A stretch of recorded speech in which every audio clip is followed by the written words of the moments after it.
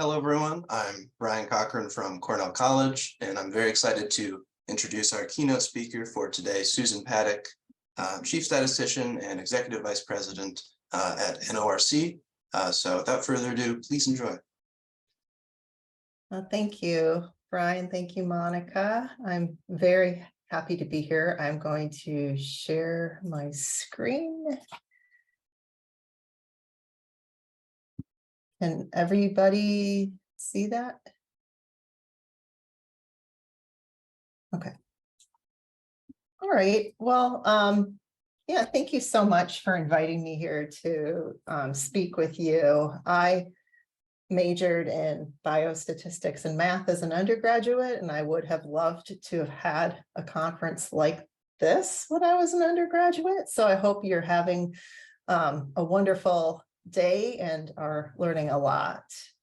And so with that, I'm going to jump right in with my core message for this talk. And that message is that it's important to ask good questions. And while I'm not going to tell you how to do that, my hope is that you'll find some of the examples I provide helpful and that you'll be motivated to think about the role of questions in many facets of your professional and personal lives.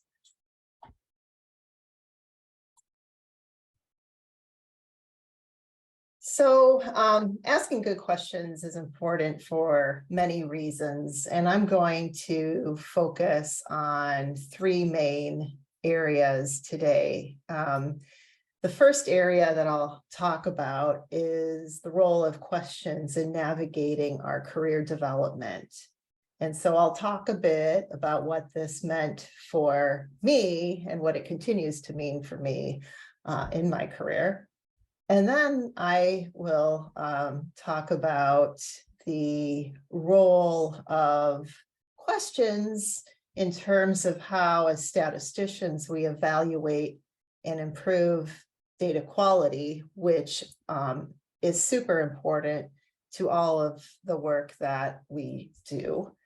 And then finally, I'll talk about how asking good questions can help us lead our collaborators and our teams to success, even in cases when we're not the official leaders of the team. And asking good questions is actually a very important leadership skill. And interestingly enough, that's not something I heard stated that clearly until I became an executive 3.5 years ago. And so nevertheless, I think it's important for us to realize that. And I hope some of the examples I share will provide more insight into why that is the case.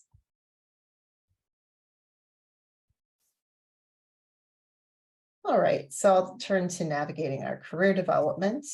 As part of that, I want to tell you a bit about my career. I am currently at NORC at the University of Chicago.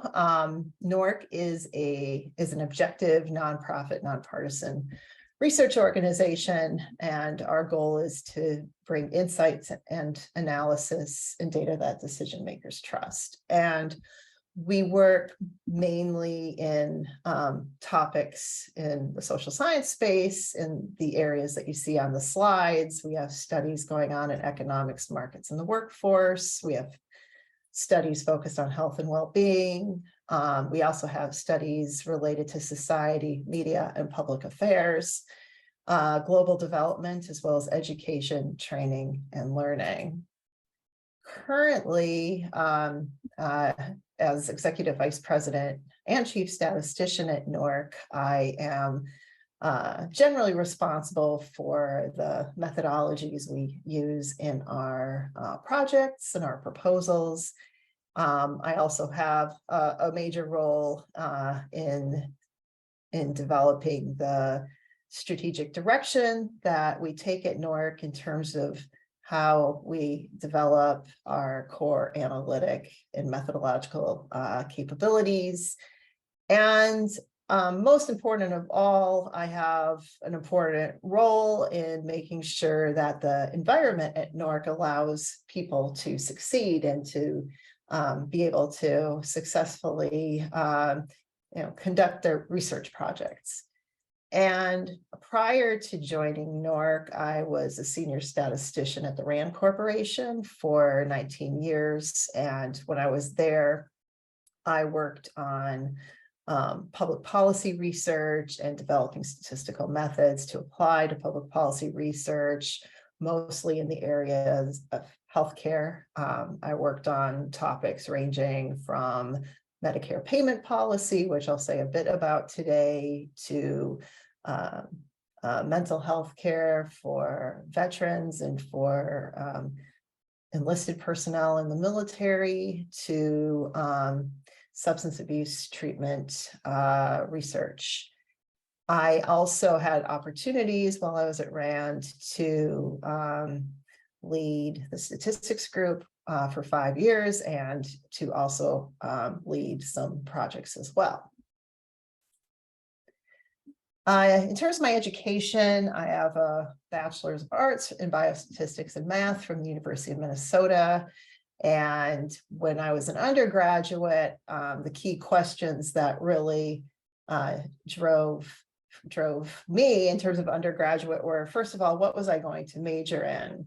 When I started my undergraduate studies, I was an undeclared person in terms of having a major, and I had a wide variety of interests. And mostly I was at the time very interested in what was going on in our society.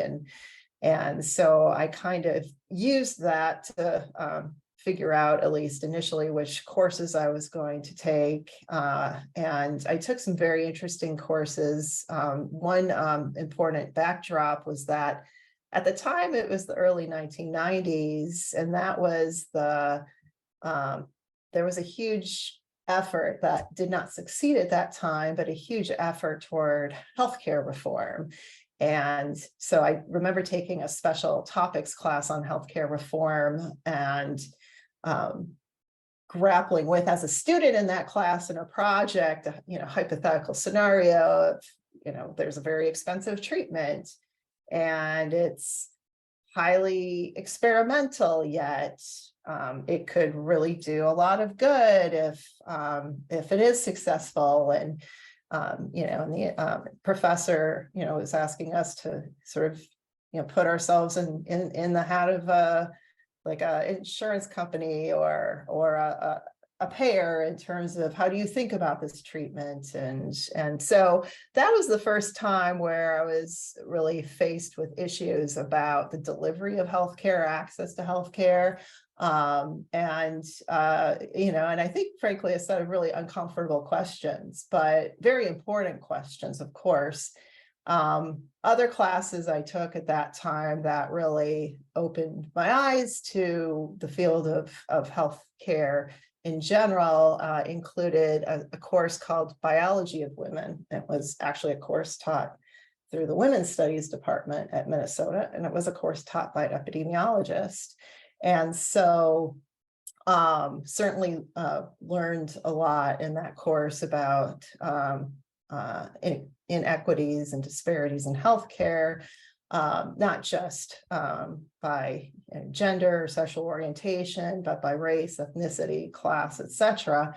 And so I also in that class had the opportunity for the first time to review and read scientific papers. So this professor, who's an epidemiologist, assigned us scientific papers that we were to evaluate. And overall became very interested in the topic. And I think together these experiences I had really helped me to start focusing my questions in terms of what it is I wanted to do after I graduated from college.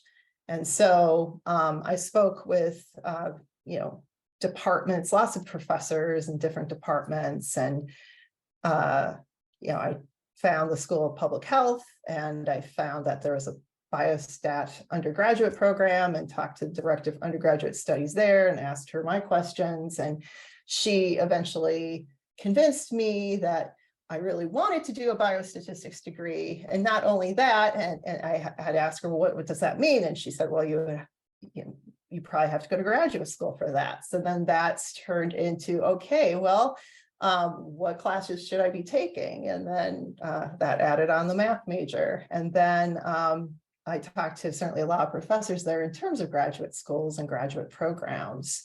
And one fact that's important to realize about asking questions is the answers will depend on whom you ask. And so Minnesota has always been a school that has been very friendly toward Bayesian statistics, and lots of great Bayesians have come out of Minnesota. And so that resulted in some of the schools on my list to whom I applied for graduate school were in fact Bayesian schools, including Duke University, which is where I ultimately went to graduate school and where I earned my PhD. And so, while I was at Duke, I think for me, there was certainly the questions about, choosing a thesis topic and an advisor. But the big one for me was what would come after graduate school. And this is where thinking about, where for me, some questions that I was asked during my undergraduate as well as my graduate school experience ended up being super important in terms of driving my career. So what were those questions? Well, when I was in college, kind of grappling with what was it I wanted to do, and did I want to go to graduate school? Did I want to move out of Minnesota, et cetera? A friend of mine said, well, what would you like your life to be like? And this friend said, just make a list, write down exactly what it is, that you want your life to be like. And so I thought about that, and I actually made that list. And it looked something like this. So I knew I wanted to do something meaningful in my career. I knew I wanted to continually learn to do new things. And I grew up in Minnesota, and I went to the University of Minnesota, but I did travel to Northern California once when I was an undergraduate and saw the mountains and the ocean, and I thought that was really stunning. So I knew I wanted to live near mountains and oceans, at least for a while. And I knew I wanted to live in a big city. So that really helped me think about some things. And then there was another question that came up in terms of when I was job interviewing, actually, when I was finishing up my PhD. At the time in graduate school, I had kind of moved away from the health research, and I really was becoming very excited about the Bayesian methodology, and I chose a thesis topic on nonparametric Bayesian methods. And so I still was very interested in applied statistics. I had some very interesting internships at the company that's now called GlaxoSmithKline. I was in their chemoinformatics group. I also had an internship at AT&T Labs. So I wasn't sure what I wanted to do. So I applied for assistant professor positions, postdocs, positions in government, positions in industry, et cetera. And so on one of the interviews I was on, I was asked, what do you read? And I at first sort of, I guess, demurred a bit because I thought, well, I'm a graduate student. I only have time to read about statistics and my dissertation. And, the interviewer pushed back and said, no, seriously. In the interview, gave some examples of things that he liked to read, such as popular science. And so I thought about it, and these are the things I enjoyed reading at the time. And I was still interested in health issues. At the time, there was a book that had come out while I was in graduate school called The Coming Plague by Laurie Garrett, Many of you might know who she is if you follow her on Twitter. She's an expert in epidemics, and she wrote a really important book back in the 1990s that I read. I was still interested in politics and policy and what, just monitoring debates and seeing how decisions were made in society, current events, and literature related to women, whether it was about biographies or novels, etc. So this to me really pointed toward doing work aimed at improving health and well-being for people, working in the public good, and so on. And so when I received an offer from the RAND Corporation, I took it because I knew, after I'd asked, of course, not just these questions, but questions to people at RAND during my interview process, after I received an offer, talked to advisors and people who knew me well. I knew that was the right place to start my career. And so now I am going to turn to how questions were important for me in navigating my early career. So my first project when I went to RAND was to design a payment system for the Medicare program related to inpatient rehabilitation care. So these inpatient rehab facilities are such that at least 3 hours of intensive therapy per day are offered to patients who have pretty serious conditions. They might have had stroke, they might have had a joint replacement, might have had burns, etc. So very intensive rehab is offered there.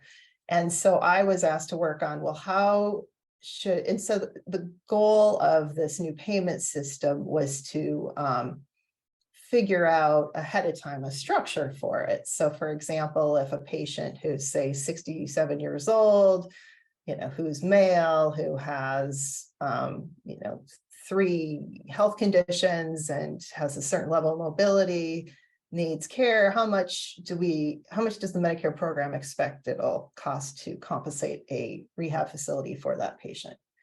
Similarly, we needed to figure out how much different types of hospitals, what their costs were and how they should be compensated.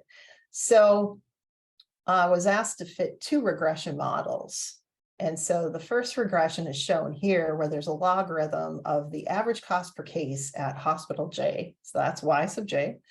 And then fit a regression model that has these terms in there. And so it's not important, I think, for you to understand exactly what all these terms mean, but there was a factor in there for how expensive different geographical areas are. Wage index in New York City is more expensive than Topeka, Kansas, that sort of thing.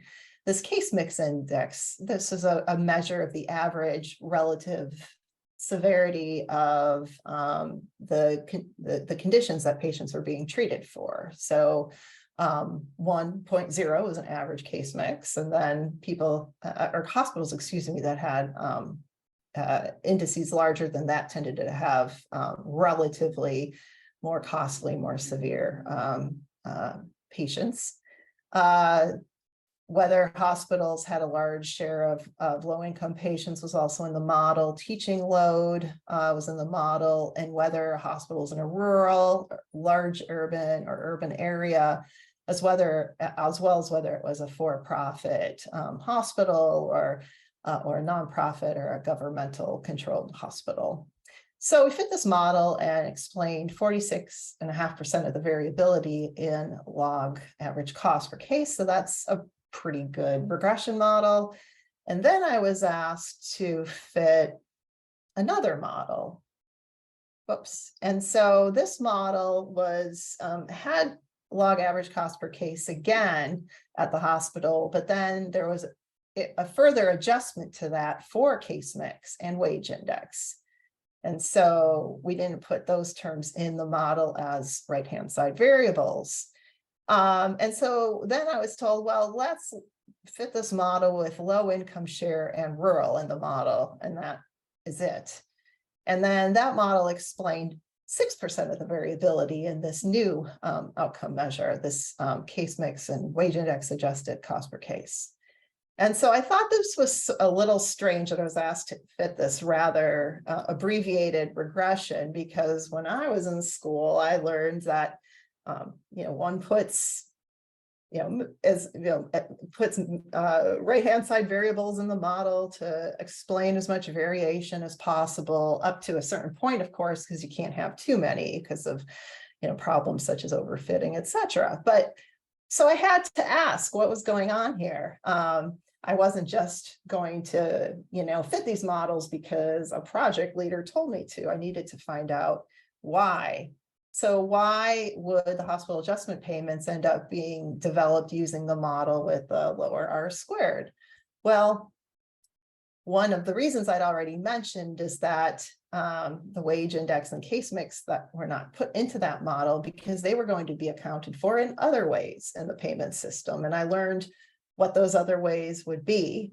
And that was new information for me as a brand new statistician working in policy research. And what was also very interesting to learn is there were statistical reasons for choosing what the hospital payment factors would be, but Medicare also had policy reasons to do that. And so, for example, the Medicare program might feel that it's appropriate to compensate rural hospitals more greatly if they are more expensive, and there are reasons why they are more expensive. But there might not be good reasons to give small hospitals extra compensation, because that could induce strange incentives into a system. And so what happened after these regressions were fit was there was also and also some other pieces of this system were designed. There was a simulation that was done to assess the impact of all of these choices and these hospital factors on the payment the hospitals would receive. And the goal of that simulation was to make sure that there weren't certain groups of hospitals being undercompensated relative to others, and in a way that was adverse. And so when I look back on this example, it's really interesting in the context of a lot of the discussions happening now about fairness and algorithms, because basically the simulation was an attempt to assess the relative fairness of these hospital payment factors. And so one thing I really want to emphasize about this project for me is if I had just sort of fit regressions and didn't ask any questions, I would have missed out on a lot of learning. And the impact of this project and the impact of me asking questions to better understand Medicare payment policy, which is something I certainly learned nothing about in graduate school, was that I took this information and I have worked since then on 10 years of projects related to post-acute care for Medicare beneficiaries. And this includes the inpatient rehabilitation facility project that I just spoke about. I've spent probably 14 years working on projects that were sponsored by the Centers for Medicare and Medicaid Services.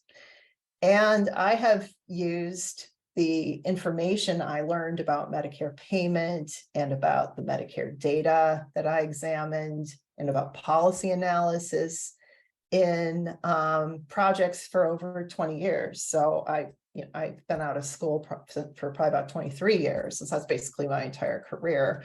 So I just put this forth as an example of the opportunities that we have on our projects to learn new things that can take us in many different directions. So another area where asking questions can be really important is joining a research team. And so there might be some questions that you want to know before you join a research team, or even more generally, a team in a company. But in my case, I went into a research organization after I finished graduate school. And so there were some things that, I wanted to know before I joined a team. I want to know, well, what's the project about? And I would like to ask also, what would the project team want me to do? And how much time do they think it would take? How much time do they have in the budget for me? And certainly ask more questions if those two aren't lining up.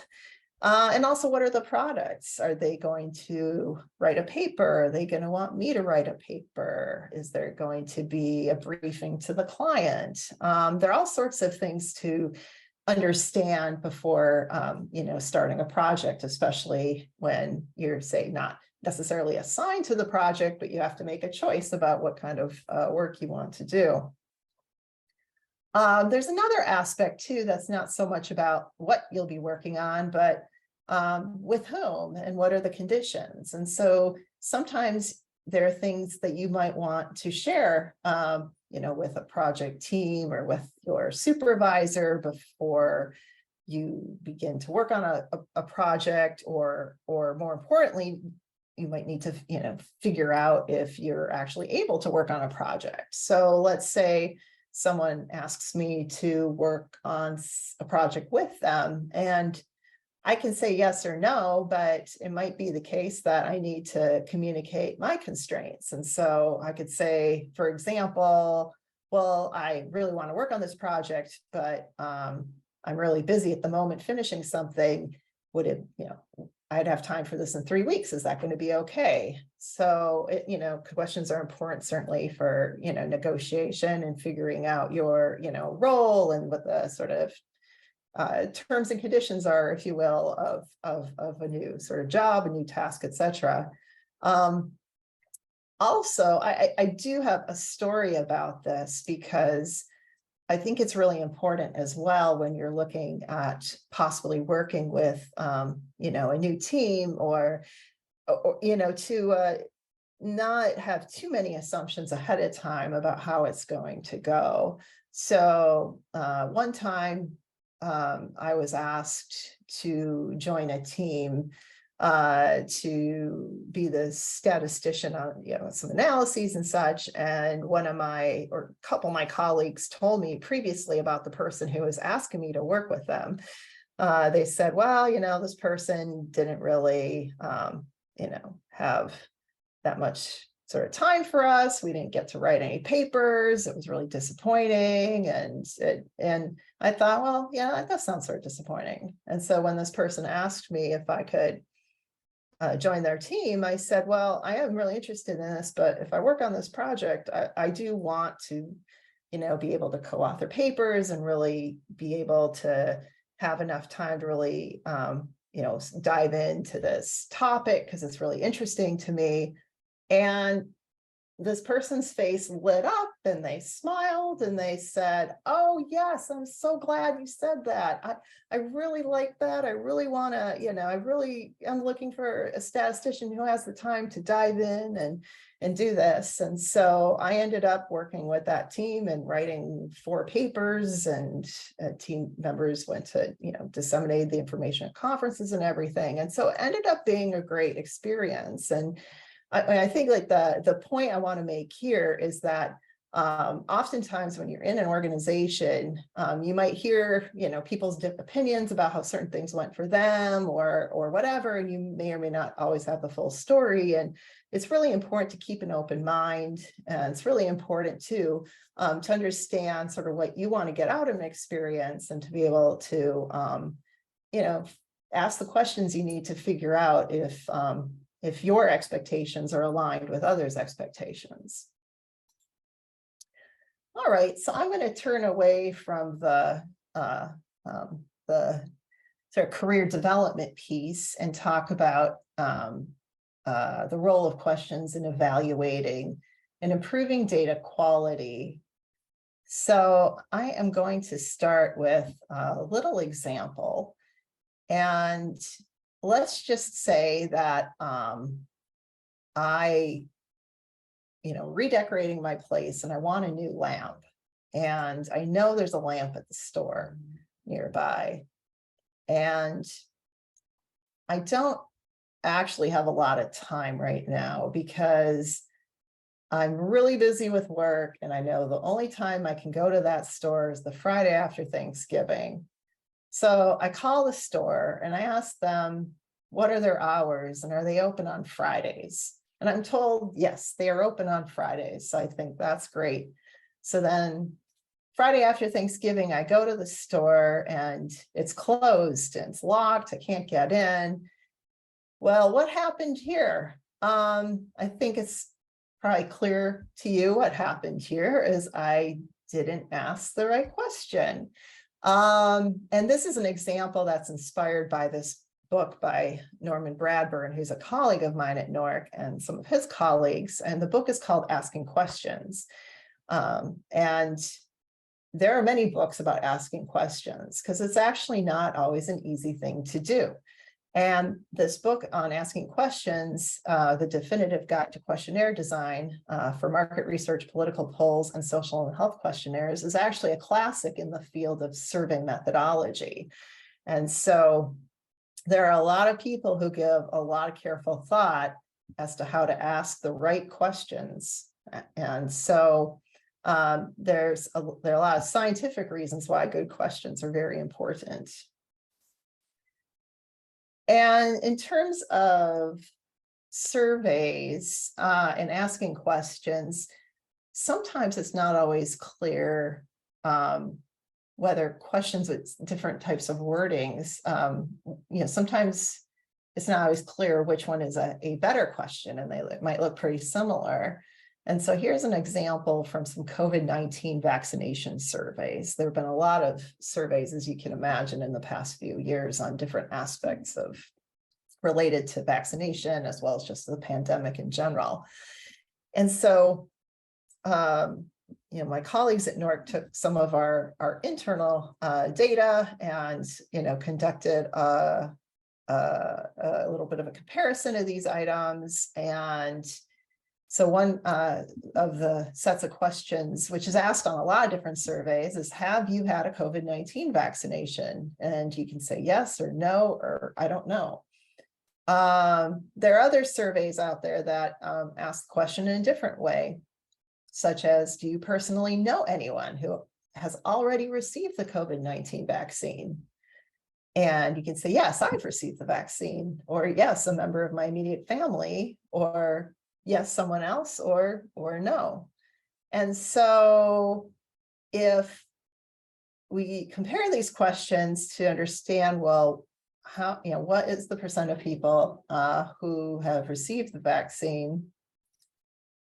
See, it actually is a little bit different here. And this was data that was analyzed, collected about a year ago. So you get 66.5% versus 62.3%. So not hugely different, but not exactly the same either. And so what should one do in such a case? Is one question better than the other? Or does one question yield better data than the other? And so there are a lot of different ways you can proceed in this kind of a case. One possibility is to put the data into context. So, does 66.5% versus 62.3% constitute a meaningful difference?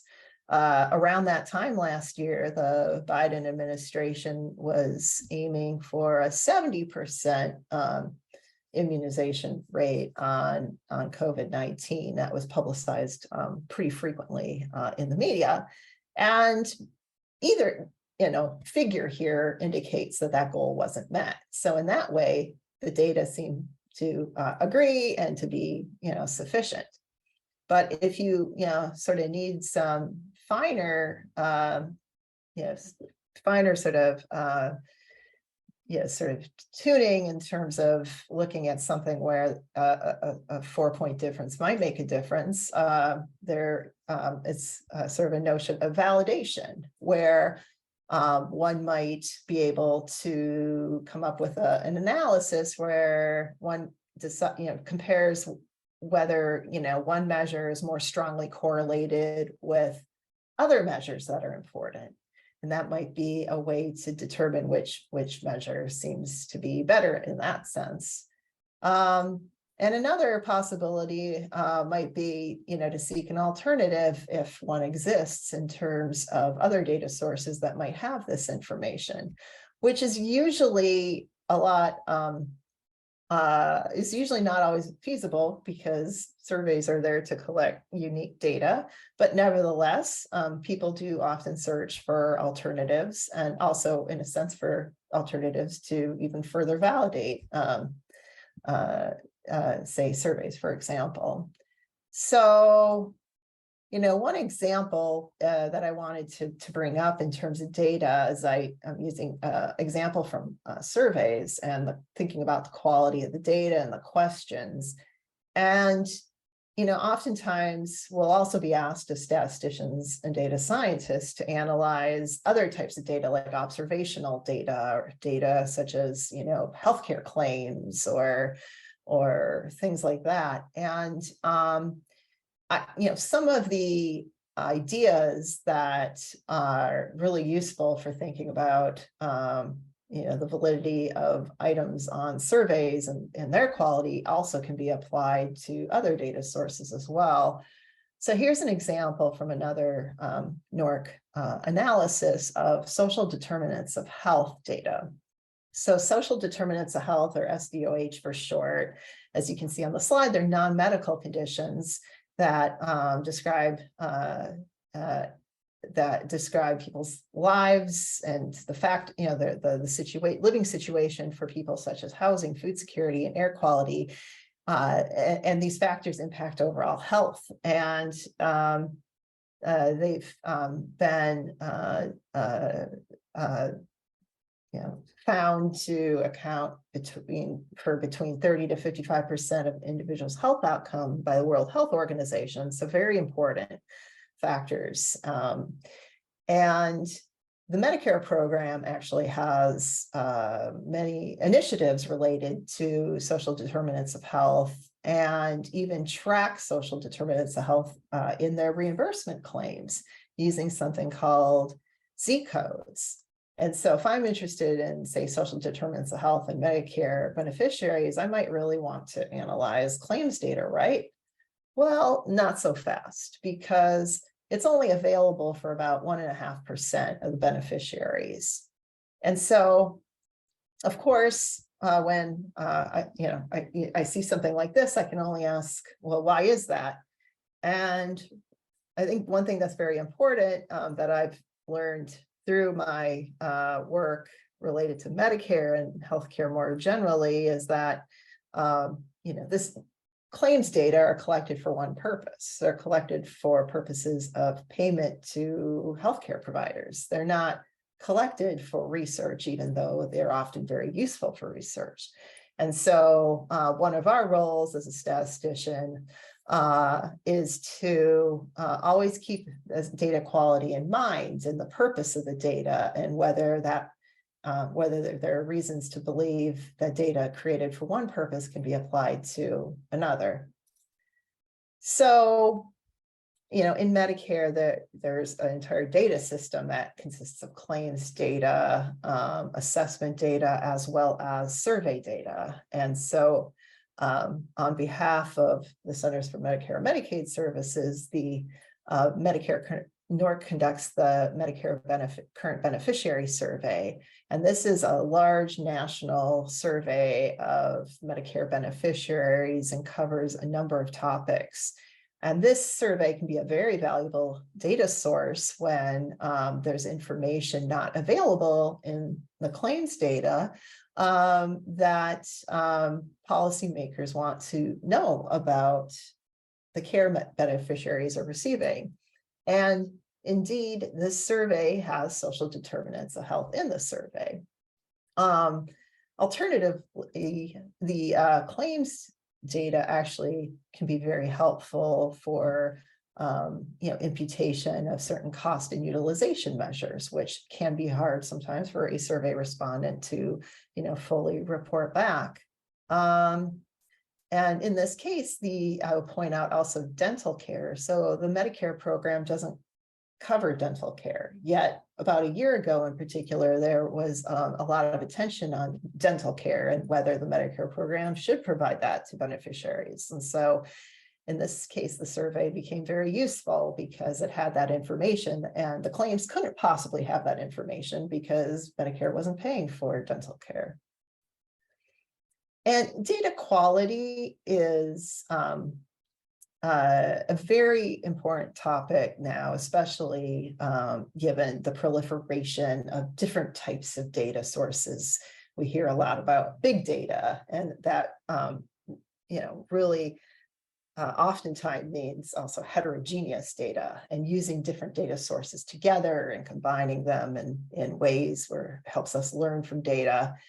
And so a data quality framework can be very helpful to us as statisticians and data scientists for assessing the value of data that we are asked to analyze or thinking about analyzing, and also for communicating with our collaborators about the strengths and limitations of the data in which we work.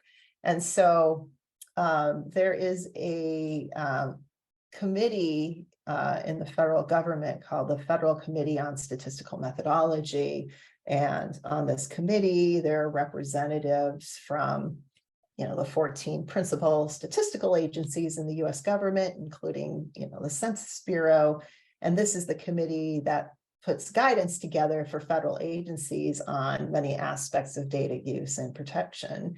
And so based on the literature, they put forth this data quality framework.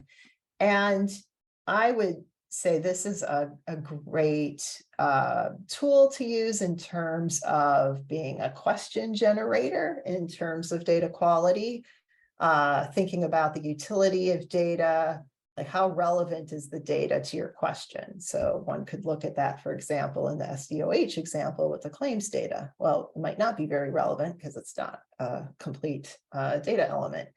How accessible is the data? Well, claims data could be very accessible.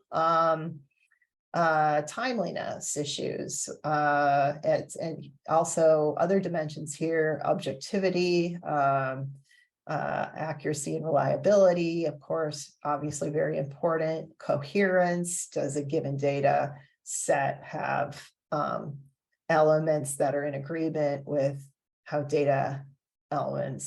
data elements are reported elsewhere, et cetera, and integrity, of course. So credibility, confidentiality, security, very important aspects. So this is really, I would say, a question generator for us as statisticians and data scientists.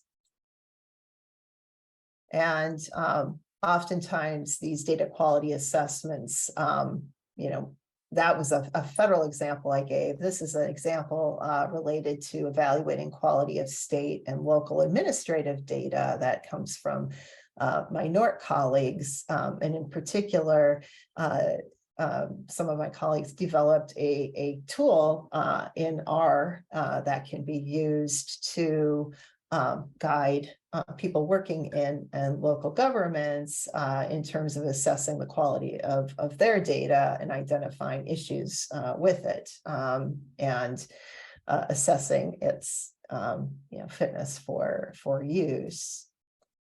Okay, so let me turn to the final section of the talk. This is now I'm going to talk about leading our collaborators and teams to success. And there's a notion that I hear about in the field of statistics, in particular through the American Statistical Association, about statistical leadership. And there was an ASA president, Robert Rodriguez, several years ago, who spoke a lot about statistical leadership. It was one of his platforms and agenda items as a president of the ASA. And this article came out a bit after that and did, reference Rodriguez's, work. And I really like this article by Eric Gibson on leadership and statistics. And it's a wonderful quote about statistical leadership. And the quote is that statistical leadership in a collaborative environment is the use of influence without authority to guide the design, strategy, and decisions of a multidisciplinary team. And so this is really about how do we make our voices heard as statisticians and data scientists in the larger team in terms of making sure that we're providing the guidance the team needs in order to, conduct the analyses and set up study designs, et cetera, in ways that are highly beneficial.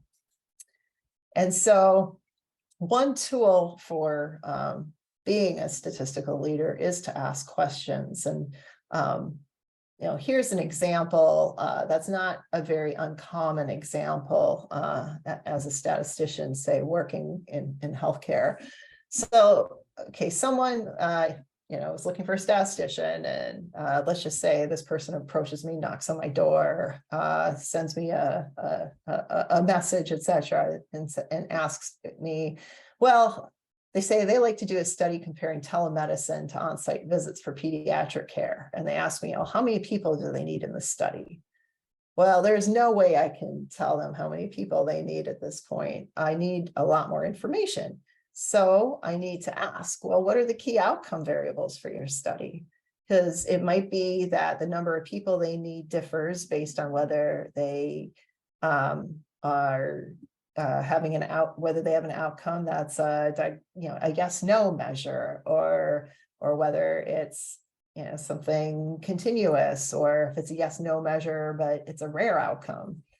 I want to know where they're going to conduct the study. Is it going to be conducted in offices and urgent care? Where are they going to get the patients from, basically? Because I need to understand if not just how many people they need, but like, what is the design? And if I I certainly as a statistician want to weigh in on the design and make sure I steer a colleague in the right direction if they're thinking about doing a design that's not the most ideal one. Who will be included in the study? How will these people be enrolled into the study?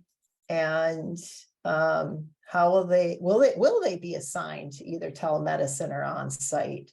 How so? There are huge implications if this is going to be a randomized study, or if they're hoping to, say, just compare people who've already had care. There are certainly limitations with doing that have to be carefully considered before moving ahead with an analysis. So anyway, plenty of questions to ask. We have plenty of questions to ask as statisticians. And on a more sort of interpersonal level, I would say when you're confused about something, when you're surprised about something, or something is simply unclear, I guess I'll say keep calm and ask questions. So oftentimes in our in teams, there's certainly a lot of different dynamics in terms of the people we work with. Some people are very forthcoming and not shy about asking questions, stating their opinions. Other people might be a little more reticent. Others might be more excited about a project and really want to maybe try new things. Others maybe less so. And so there are always a lot of different perspectives. And so sometimes I've found that I need to ask for clarification questions to really help build and maintain my working relationships. So here are some examples. So one time a colleague said to me, well, we would never do that here. And so my response to him is, oh, why is that? And my first instinct was, oh, we should do that here, but I actually needed to know why we don't do this here, and to learn something, from my colleague. A colleague might say, oh, I wasn't bothered when that project went to another team. Well, that's interesting. Well, why was that? Did we not have the right staff? Were there other priorities? That goal is aspirational. Oh, okay. Well, I might be surprised because I thought that's what we were trying to achieve, but then I need to ask, well, what makes it aspirational? And then sometimes things come up that can be, really kind of sometimes difficult or awkward, such as, I can't believe you put those critical those critical comments into a document. At that point, certainly, there might be a lot of feelings when there's that kind of attention, but it's very important to, to pause and to, first of all, kind of listen to yourself in terms of what, are you confused about where they're coming from? Is it, it can be surprising, and oftentimes, it is, and it's just, best to, follow up about it, especially, at the right time, in terms of, I wasn't really clear on what you viewed as critical, or and sometimes the conversations can unfold in that way, and to help people gain clarity in terms of maintaining good interpersonal relationships, instead of just assuming things or not talking through things. So to conclude, as statisticians and data scientists, we're at the heart of a lot of different projects, exciting projects. And we work with people from a variety of different disciplines, very different subject matter areas, information technology experts. We have clients or sponsors of our work, etc. And so when we're at the heart of these exciting projects and enterprises, where, it's really a wonderful opportunity for us to learn about, our working environments, the broader context for the work we do, and, in turn, to be able to make even bigger and more impactful contributions to our areas of focus. And, asking questions is a way for us to demonstrate our enthusiasm for our colleagues and for our work, and to extend our knowledge and understanding. And so I know that there already are several questions, and so I'm delighted to see that. And so I want to say thank you very much for listening, and I will, stop the share and I guess take some questions. So thank you. Hi. Okay, so we'll now start the Q&A section of the talk. If you have any more questions as we go along, feel free to put them in the chat. But our first question is, if you are early in your college career, how do you avoid asking questions that look too far in the future, or should we be asking those questions? I mean, I think, I don't think it hurts to ask those questions. And it might be that, say you ask those questions like to your mentor or to your undergraduate advisor, that person will probably tell you oh, hey, you should be asking these other questions, and that's fine. I mean, especially like with a sort of a long-term plan for moving to, say, undergraduate, to if one wants to go to graduate school, or if one decides to go into industry and has an idea of a career path that, that one has in mind. There are long-term considerations. Going to grad school can be a 4 to 5 year commitment. So I think it is important to think about some of these things. Thank you. Next question is, how do you prepare for biostats graduate work if you don't have many biostats classes as an undergraduate? Yeah, so I would say, it's really interesting. I think especially with the data science revolution, there's just so many, I think more wide open now in terms of different backgrounds people are bringing to graduate school in statistics, but I would, certainly advise people who say are interested in biostat, but don't have those, particular courses to, speak with, professors on their own campuses about, getting some career advice and advice related to if there are other courses they should be taking, and also the graduate programs now. I would imagine they must have all their information online in terms of what the requirements are. And some graduate programs in biostatistics are even now starting to, host sort of information opportunities for people. I think University of Washington was recently doing that. And so, I mean, I think at a I think also one thing to keep in mind is most undergraduate institutions don't have biostatistics courses. So having like a very good training in math or computer science could be helpful. I do think biostat programs like to see some interest in health. So, when I was an undergraduate, I had to take a biology course and a couple of chemistry courses. But yeah, I think there's certainly ways to prepare for graduate school that don't necessarily require taking a biostat course. Thank you. And okay, so do you ever utilize online forums like Stack Exchange to ask questions related to projects you're working on? That's a really interesting question. I used to, like, maybe when I was in graduate school, related mostly to, software questions. I tend to look up that information online in places like Stack Exchange or, our forums or Stata software forums if I need, that kind of guidance. But online, forums and also, social media and such can be very useful, in terms of disseminating information, technical information like that. Very useful also for people seeking answers to questions. I just think a lot of these, just general, these types of resources. Thank you. All right, and how do you deal with moral issues that may arise because of the subjectivity of model evaluation?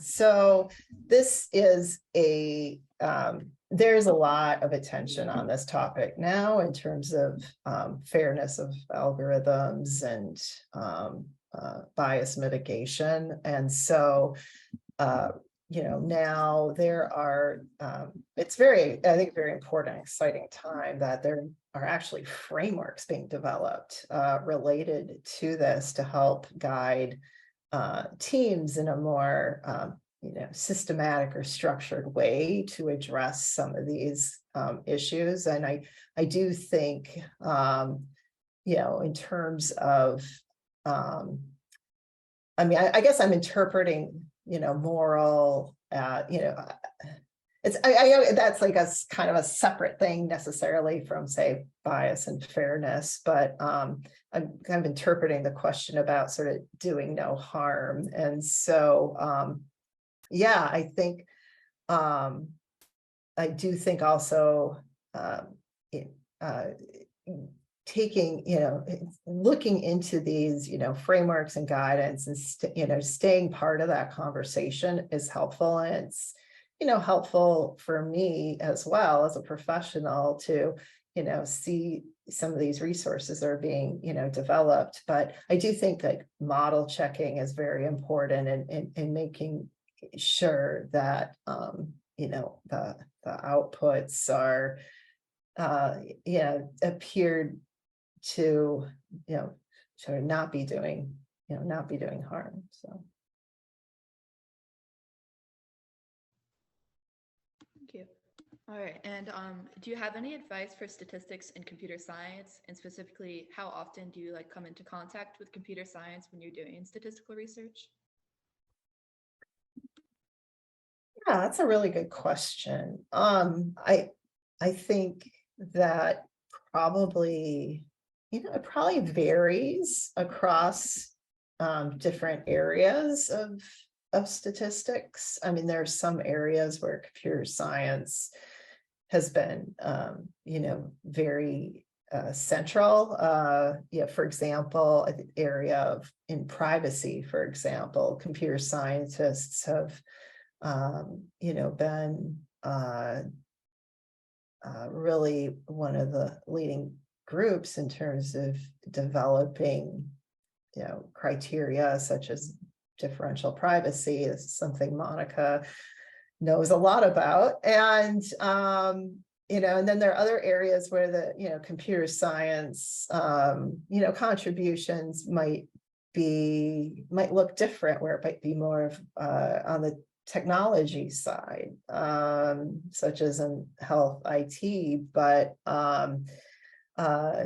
so certainly computer science is very important. And in terms of gaining computer science skills, programming skills, etc., I think it's time very well spent for undergraduates as well as for graduate students or people in the early part of their career.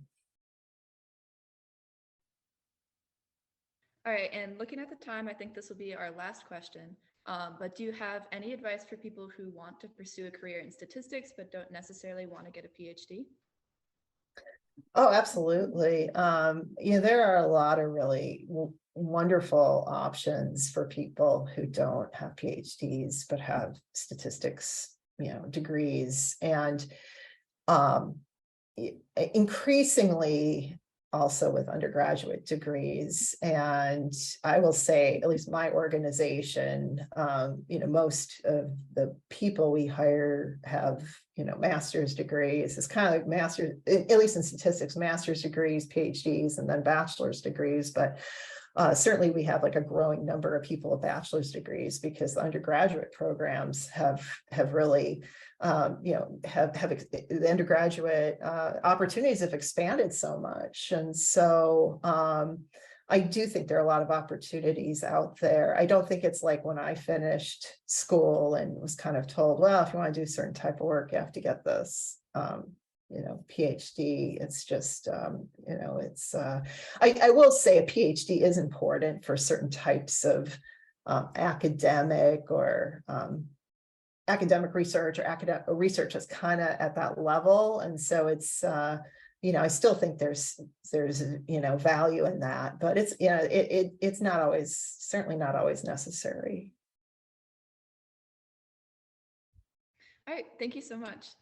Thank you. As we wrap up,